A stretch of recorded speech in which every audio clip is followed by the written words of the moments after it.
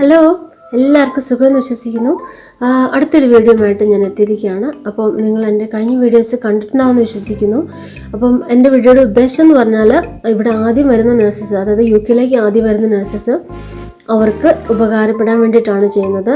ഇപ്പോൾ വന്നിട്ടുള്ളവരോ ഇപ്പോൾ വരാൻ പ്രിപ്പയർ ചെയ്യുന്നവരോ വരാൻ ആഗ്രഹമുള്ളവരോ അങ്ങനെ ആരെങ്കിലും ഉണ്ടെങ്കിൽ കാണുക. അപ്പം നിങ്ങൾക്കത് ഒത്തിരി ഹെൽപ്പായിരിക്കും. അപ്പോൾ ഞാനൊക്കെ വന്ന സമയത്ത് ഇങ്ങനൊരു ഓപ്പർച്യൂണിറ്റി ഞങ്ങൾക്ക് ആർക്കും ഇല്ലായിരുന്നു.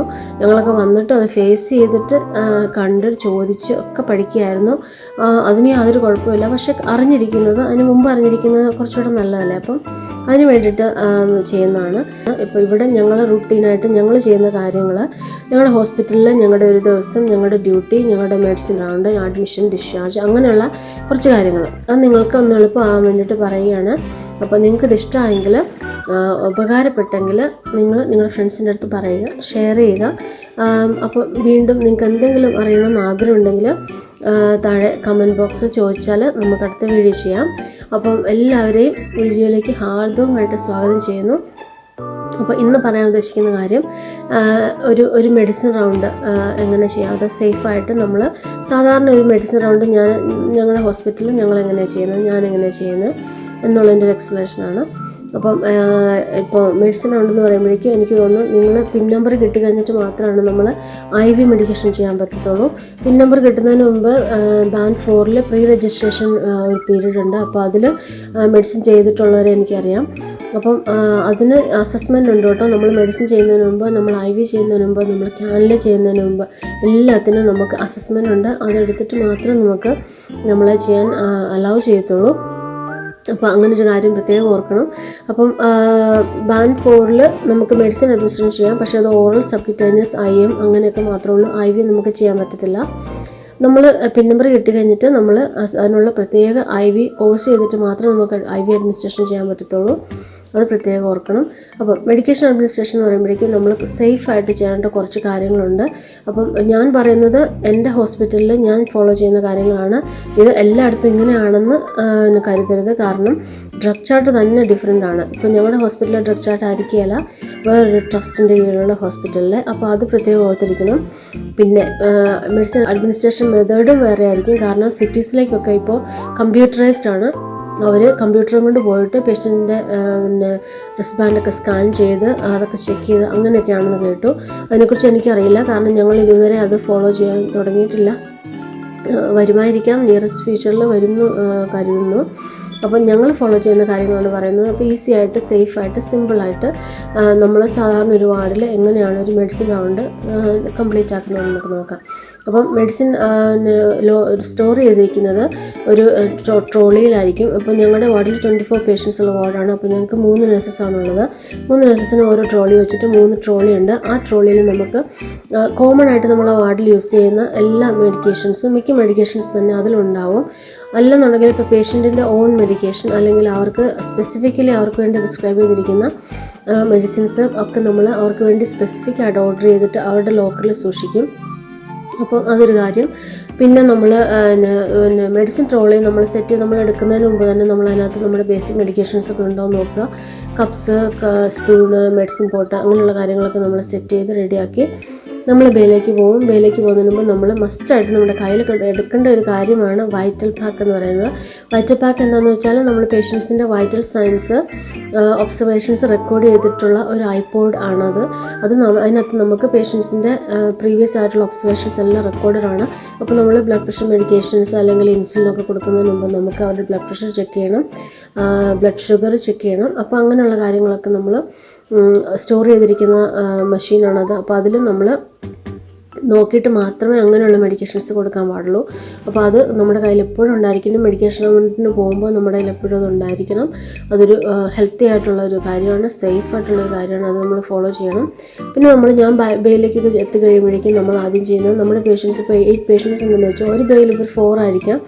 അപ്പോൾ അവരുടെ ബെഡിൻ്റെ മുകളിൽ അവരെക്കുറിച്ച്, അവരുടെ നെയിം, അവരുടെ പ്രിഫേർഡ് നെയിം, പിന്നെ അവർക്ക് എന്തെങ്കിലും ന്യൂട്രീഷൻ നീഡ്സ്, അതായത് റെഡ് ട്രേ എന്ന് പറഞ്ഞാൽ നമ്മൾ ഫീഡ് ചെയ്യണവരെ, പിന്നെ ഫുഡ് കൺസിസ്റ്റൻസിയിൽ ഡിഫറൻസ് ഉണ്ടോ, ഇപ്പം പ്യൂർ ഡയറ്റ്, തിക്കൻ ഫ്ലൂയിഡ്സ്, അങ്ങനെയൊക്കെയുള്ള കാര്യങ്ങളൊക്കെ നമ്മൾ അല്ലെങ്കിൽ കേൾവിശക്തി കുറവുള്ള ആൾ, കാഴ്ചശക്തി കുറവുള്ള ആൾ, നടക്കാൻ ബുദ്ധിമുട്ടുള്ള ആൾ, അവരെന്തുപയോഗിച്ചിട്ടാണ് നടക്കുന്നത്, സിമഫ്രെയിം ആണോ, ഓക്കിസ്റ്റിക് ആണോ, അങ്ങനെയുള്ള ഒരൊറ്റ ഗ്ലാൻസിൽ ഒരൊറ്റ നോട്ടത്തിൽ നമുക്ക് ആ പേഷ്യൻറ്റിനെ കുറിച്ച് ഒരു ചെറിയ ഐഡിയ കിട്ടുന്ന രീതിയിൽ ചെറുതായിട്ടൊന്ന് പറയുന്ന ഒരു ബോർഡുണ്ട്.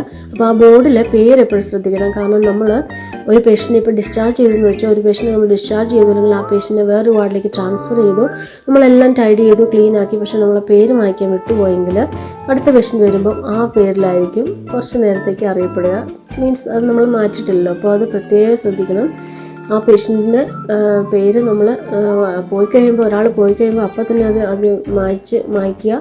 പിന്നെ പുതിയ പേഷ്യൻറ്റ് വരുമ്പോൾ ആദ്യം പുതിയ പേഷ്യൻറ്റ് വരുമ്പോൾ തന്നെ നമ്മളത് പേര് നമ്മളെ ബോർഡിൽ എഴുതിയിരുന്നത് ഏറ്റവും ഉപകാരപ്രദമായിരിക്കും. അപ്പോൾ നമ്മൾ മെഡിസിൻ നമ്മൾ ബേയിലേക്ക് വരുന്ന നമ്മൾ പേഷ്യൻസിനെ എല്ലാവരും നമ്മൾ ഗ്രീറ്റ് ചെയ്യണം. ഞാനാണ് നിന്നെ ലുക്ക് ആഫ്റ്റർ ചെയ്യുന്നതെന്ന് പറയണം. എന്നിട്ട് നമ്മളൊരു പേഷ്യൻ്റ് എടുത്ത് നമ്മൾ ഞാൻ മെഡിസിൻ ചെയ്യാൻ പോവുകയാണെന്ന് പറയുക. അപ്പം യു റെഡി എന്നൊക്കെ ചോദിച്ചിട്ടാണ് നമ്മൾ മെഡിസിൻ തുടങ്ങുന്നത്. അപ്പം പേഷ്യൻറ്റിന് ഡ്രഗ് ചാർട്ട്സ് നമ്മുടെ കയ്യിലുണ്ടാവും. ഡ്രഗ് ചാർട്ട് പേഷ്യൻറ്റിൻ്റെ കയ്യിലൊരു റിസ്ബാൻഡ് ഉണ്ട്. ആ റിസ്ബാൻഡിൽ അവരുടെ പേര്, അവരുടെ യൂണിറ്റ് നമ്പർ, അവരുടെ ഡേറ്റ് ഓഫ് ബർത്ത്, അവരുടെ NHS നമ്പർ, ഇത്രയും കാര്യങ്ങൾ അതിനകത്തുണ്ടാവും. അത് നമ്മൾ മെഡിസിൻ എല്ലാം പ്രിപ്പയർ ചെയ്തിട്ട് നമ്മുടെ കയ്യിലിരിക്കുന്ന മെഡിസിൻ ചാർട്ടും ആ റിസ്ബാൻഡും നമ്മൾ ഒത്തു നോക്കണം, അത് മാച്ച് ആവുന്നുണ്ടോ എന്ന് നോക്കണം. പിന്നെ പേഷ്യൻറ്റിന് പറയാൻ പറ്റുന്നതാണെങ്കിൽ നമ്മൾ പേഷ്യൻറ്റിനോട് ചോദിക്കുകയും ചെയ്യുക. കാരണം റിസ്ബാൻഡും ചിലപ്പം പറയാൻ പറ്റാത്ത അങ്ങനെയൊക്കെയാണ്. ചിലപ്പോൾ റിസ്ബാൻഡ് ചിലപ്പോൾ മാറിയിട്ടുണ്ടാവാം, അതൊക്കെ നമ്മൾ ശ്രദ്ധിക്കണം. അപ്പോൾ ആ പേഷ്യൻറ്റിന് പറയാൻ പറ്റുന്നതാണെങ്കിൽ ഏറ്റവും സേഫ് ആയിരിക്കാൻ വേണ്ടിയിട്ട് നമ്മൾ പേഷ്യൻറ്റിനോട് കൂടെ ചോദിക്കുക. സേഫ്റ്റിയാണ് ഏറ്റവും ഇമ്പോർട്ടൻറ്റ്. ഇപ്പോൾ ടാബ്ലറ്റ് കൊടുക്കാൻ താമസിക്കുന്നത് പ്രശ്നമൊന്നുമല്ല. ആളുകൾ എന്തെങ്കിലുമൊക്കെ പറഞ്ഞേക്കാം, അതൊന്നുമല്ല പ്രശ്നം. എത്ര സമയമെടുത്തോ നമുക്ക് അറിയത്തില്ലാത്ത കാര്യമാണെങ്കിൽ നമ്മൾ സമയമെടുത്ത് ചെക്ക് ചെയ്ത് ചോദിച്ചിട്ട് ഒക്കെ നമ്മൾ കൊടുത്താൽ മതി. അതിനാരും ഒന്നും റഷ് ചെയ്യത്തൊന്നുമില്ല. അപ്പോൾ അത് പ്രത്യേകം ഓർക്കണം. അപ്പോൾ നമ്മൾ റിസ്ബാൻഡ് ചെക്ക് ചെയ്തു. പിന്നെ അലർജി ഉണ്ടോ എന്ന് നമ്മൾ നോക്കണം. ഇപ്പോൾ റിസ്ബാൻഡ് തന്നെ വൈറ്റും റെഡും ഉണ്ട്. വൈറ്റ് അലർജി ഇല്ലാത്തവർക്കുള്ളതാണ്, റെഡ് അലർജി ഉള്ളവർക്കുള്ളതാണ്. അപ്പോൾ അത് അവിടെ തന്നെ നമുക്ക് അണ്ടർസ്റ്റാൻഡ് ആണ്. പേഷ്യൻ്റ് അലർജി ഉണ്ടെങ്കിൽ റെഡ് ബാൻഡ് കാണിക്കും. അപ്പം നമ്മൾ കൊടുക്കുന്ന മെഡിസിൻ അലർജി ഉണ്ടോയെന്ന് ശ്രദ്ധിക്കണം.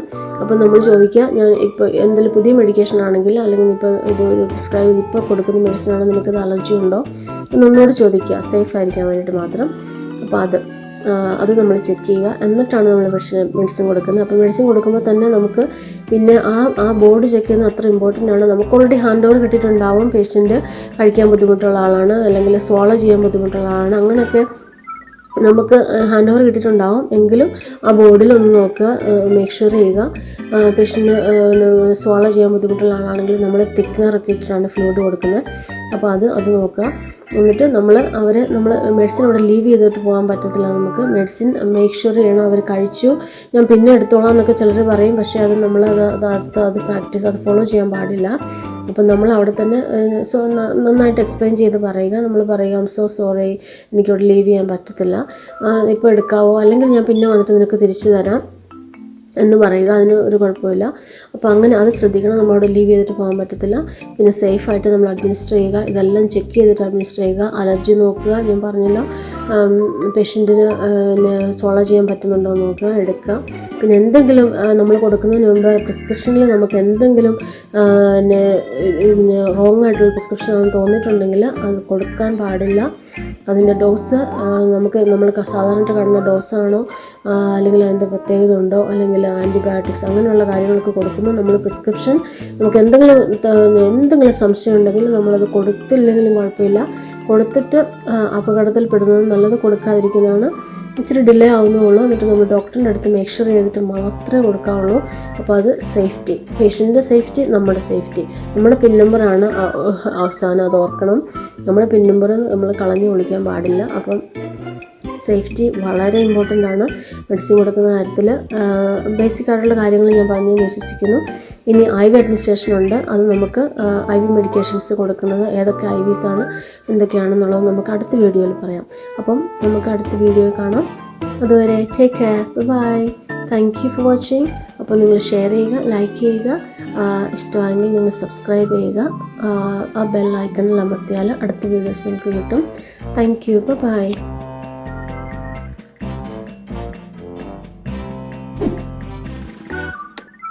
you.